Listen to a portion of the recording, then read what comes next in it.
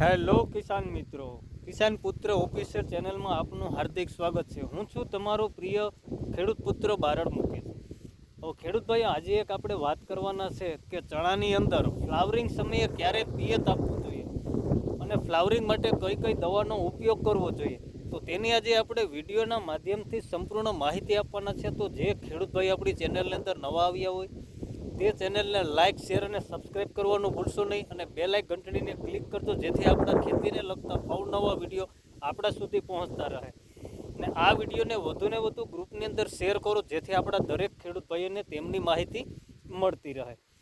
તો ખેડૂત ભાઈઓ, જે આજે આપણે વાત કરવાના છે કે ચણાની અંદર ફ્લાવરિંગ સમયે ક્યારે પિયત આપવું જોઈએ અને કઈ કઈ દવાનો છંટકાવ કરવો જોઈએ, તો તેમની આજે વિસ્તૃતથી આપણે વિડીયોના માધ્યમથી આપણે માહિતી આપવાના છે। તો ખેડૂત ભાઈઓ, વિડીયોને ગ્રેપ ન કરતા અને શેક સુધી તમે વિડીયોને જોતા રહેજો, જેથી જે અગત્યની જે જાણકારી હોય તે તમારાથી છૂટી ન જાય।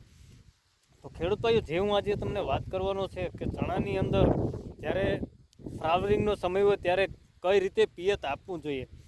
તો ખેડૂત ભાઈઓ, જ્યારે આપણે ચણાનું વાવેતર કર્યું હોય ત્યાર પછી આપણે જે ચણા ઉગી ગયા હોય ત્યાર પછી તેને 10-10, 12-12 દિવસને ગાળે 2 પિયત આપી અને ત્યાર પછી તેમને છોડી દેવા જોઈએ।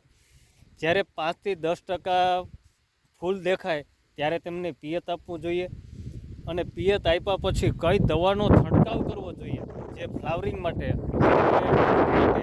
અને ઈયળ માટે, તેની આજે આપણે માહિતી આપવાનો છે। તો ખેડૂત ભાઈ, હું તમને વિડીયોના માધ્યમથી પહેલાં હું તમને ચણા બતાવું કે જે મારા ચણાની અંદર મેં તેમના ફ્લાવરિંગ માટે જે મેં 2 વખત ઉપયોગ કરેલો છે 10-12 દિવસને અંતરને ગાળે, તો તે હું તમને વિડીયોના માધ્યમથી બતાવું કે તે મારા ચણાની અંદર કેવું ફ્લાવરિંગ લાગ્યું છે। તો તમે જોઈ શકો છો કે કેવું ફ્લાવરિંગ લાગ્યું છે। તો ખેડૂત ભાઈ, તમે જોઈ શકો છો કે મારા ચણાની અંદર જે મેં ફ્લાવરિંગ માટે જે દવાનો ઉપયોગ કર્યો છે તે પણ હું તમને માહિતી આપું છું। પહેલાં હું તમને વિડીયોના માધ્યમથી બતાવું છું કે મારા ચણાની અંદર કઈ રીતે ફ્લાવરિંગ લાગ્યું છે। તો ખેડૂત ભાઈ, તમે જે જોઈ રહ્યા છો તે મારા ચણાની અંદર મેં 2 વખત આપણે જે ફ્લાવરિંગ માટેનો જે દવાનો ઉપયોગ કર્યો છે, તો તમે જોઈ શકો છો કેવું ફ્લાવરિંગ લાગ્યું છે।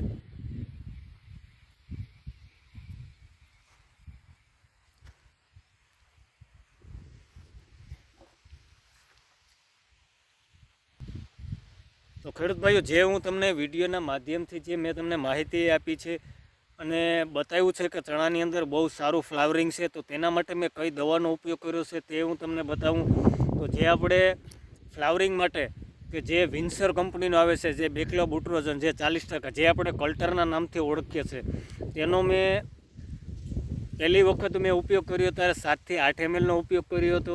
ત્યાર પછી 10-12 દિવસને ગાળે બીજી વખત જ્યારે મેં ઉપયોગ કર્યો ત્યારે મેં 10થી 12 mlનો ઉપયોગ કર્યો છે। તેમનું રિઝલ્ટ બહુ સારું છે।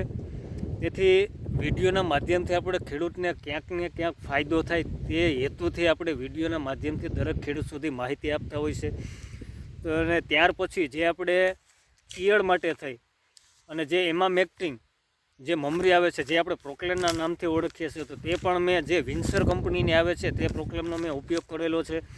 ત્યાર પછી જે આપણે ફૂગનાશક તરીકે કે જે ફૂગમાં તો કામ આપે છે પણ સાથે સાથે આપણા દાણાની ક્વોલિટીની અંદર પણ તે કામ કરે છે અને છોડને એકદમ તંદુરસ્તી અને ગ્રીનરી રાખે છે, તો તે છે જે ટેબુ સલ્ફર, જે 10% અને 65% આવે છે, જે સુમિલ કંપનીનું આવે છે, તેનો મેં ઉપયોગ કર્યો છે।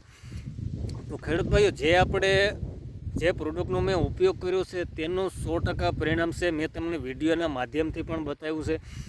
તો કિસાન ભાઈઓ, એક આપણો હેતુ એવો છે કે ખેડૂતને ક્યાંક ને ક્યાંક ફાયદો થાય તેવા હેતુથી આપણે સોશિયલ મીડિયાની અંદર આપણે અપલોડ વિડીયો કરતા હોય છે કે જેથી આપણે ખેડૂતને ફાયદો થાય તેવા હેતુથી આપણે વિડીયો અપલોડ કરતા હોય છે। તો ખેડૂત ભાઈઓ, જે આપણી ચેનલની અંદર નવા આવ્યા હોય તે ચેનલને લાઇક, શેર અને સબસ્ક્રાઈબ કરો અને તમે અન્ય કોઈ પણ પ્રોડક્ટનો ઉપયોગ કર્યો હોય તો પણ તમે કોમેન્ટ બોક્સની અંદર લખો કે મેં આ પ્રોડક્ટનો ઉપયોગ કર્યો છે, તો તે આપણે નેક્સ્ટ વિડીયોની અંદર આપણે તે દવાનો આપણે વિડીયો બનાવી અને આપણે દરેક ખેડૂત સુધી માહિતી પહોંચાડતા હોય છે। તો ખેડૂત ભાઈઓ, જો તમને વિડીયો સારો લાગ્યો હોય તો લાઇક, શેર અને સબસ્ક્રાઈબ કરવાનું ભૂલશો નહીં અને વિડીયોને શેર દરેક ખેડૂત ગ્રુપની અંદર તમે શેર કરો, જેથી આપણા દરેક ખેડૂત ભાઈઓને તેમની માહિતી મળતી રહે। જય હિન્દ, જય કિસાન।